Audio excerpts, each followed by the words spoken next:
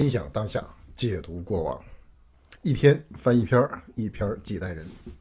朋友们，大家好，欢迎来到我的美国万花筒美漂人生路。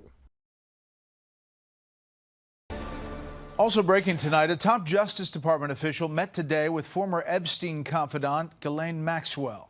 The session happened in a Florida prison where Maxwell is serving a sentence for conspiring with Epstein to sexually abuse minors. Correspondent David Spunt has details tonight. Good evening, Dave. Brett, good evening. Ghislaine Maxwell's attorneys praised Deputy Attorney General Todd Blanche and the Justice Department for meeting with her in person today, not far from that prison at a federal courthouse in Tallahassee.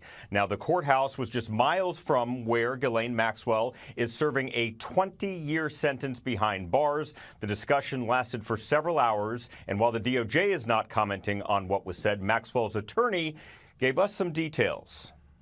He took a full day and asked a lot of questions, and Ms. Maxwell answered every single question. She never stopped, she never invoked a privilege, she never declined to answer.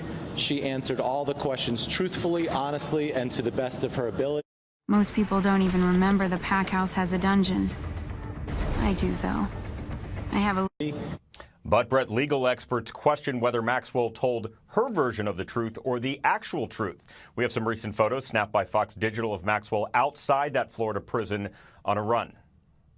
I think the reason you send someone like Blanche instead of an assistant U.S. attorney is because you want to show Maxwell that the government is serious about making some kind of deal. Maxwell's not going to say a single word. She has no incentive to say a single word unless she gets some kind of benefit. And tonight we're awaiting decisions from two federal judges in New York who will decide if they will release grand jury transcripts from investigations involving both Jeffrey Epstein and Ghislaine Maxwell's cases there. Epstein died in prison in 2019 before ever going to trial on sex trafficking.